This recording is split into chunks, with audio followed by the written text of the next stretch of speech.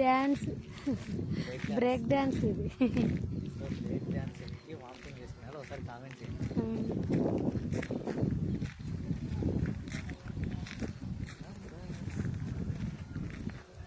అది కొలంబస్. మేమైతే ఏమంటామంటే బాత బస్సు. చిన్నపిల్లలు ఆడుకునేది ఇక్కడ.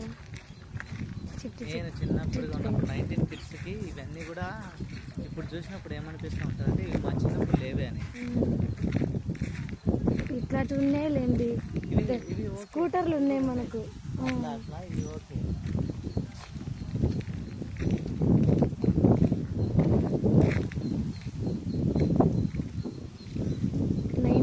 ఉంటాయని కామెంట్ చేయండి.